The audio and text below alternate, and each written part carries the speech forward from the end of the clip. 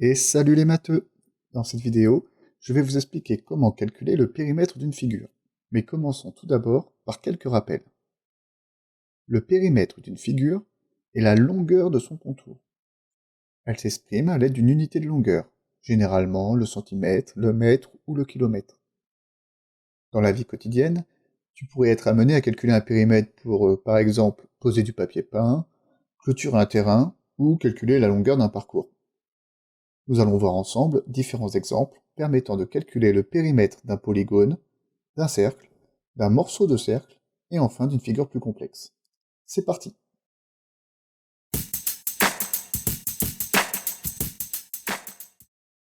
Nous allons calculer ensemble le périmètre de la figure suivante. Rappelons que le périmètre d'une figure est la longueur de son contour. Il ne faut donc s'intéresser qu'à la partie en rouge et pas au segment traversant la figure. Pour calculer le périmètre d'un polygone, il suffit d'additionner les longueurs de chacun de ses côtés.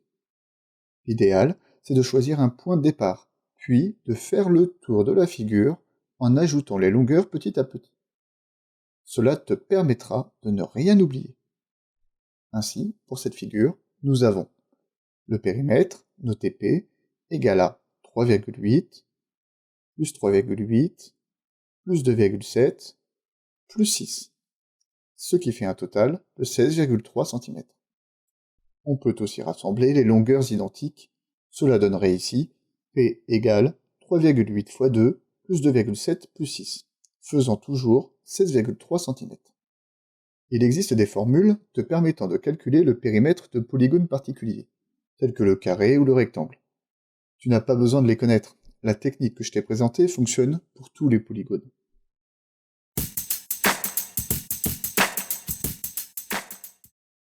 Calculons le périmètre des deux cercles ci-contre. Nous aurons besoin pour cela des formules suivantes.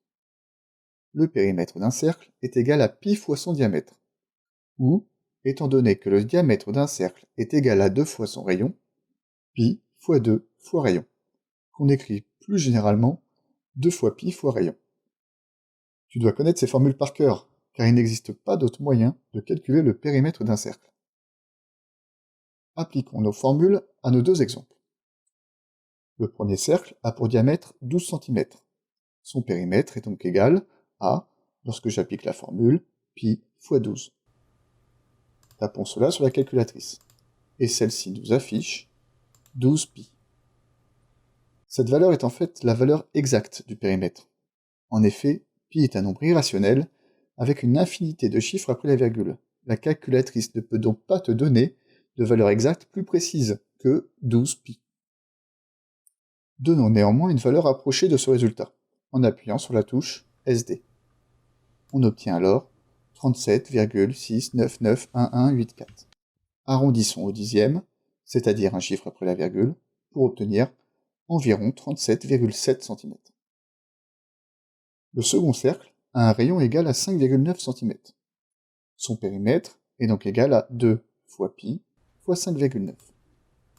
À l'aide de la calculatrice et de la touche SD, nous obtenons une valeur approchée au dixième d'environ 37,1 cm.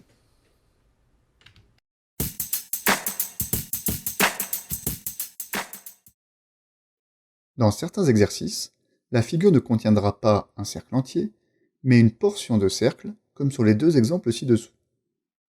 La première figure est composée d'un demi-cercle de rayon 5 mètres, mais aussi, et il ne faut pas l'oublier, d'un segment reliant les deux extrémités de cet arc de cercle.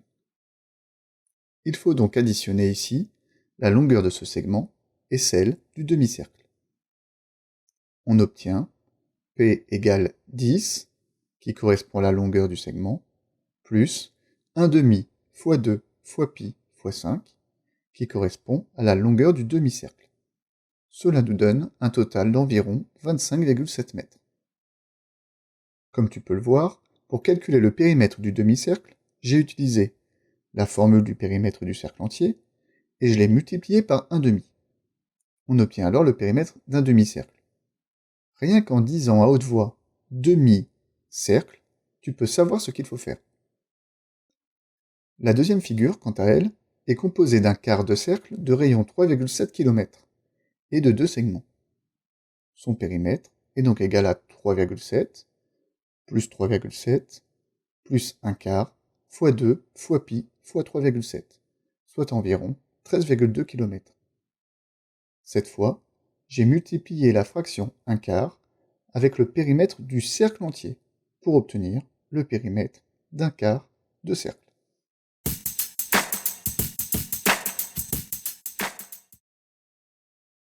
Calculons, pour finir, le périmètre de la figure suivante, qui est un petit peu plus complexe.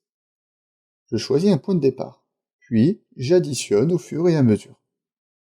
P égale 7,2, plus 4, plus 4, plus 6, plus 2, plus un demi-cercle, c'est-à-dire un demi fois le cercle entier, soit un demi fois pi fois 6, qui est son diamètre. Je continue, plus 2, plus 14. Voilà, j'ai fait le tour de la figure. Je tape tout ce calcul sur ma calculatrice et j'obtiens alors environ 48,6 mètres. Et voilà, cette vidéo est terminée. Merci beaucoup de l'avoir suivie. À bientôt les matheux.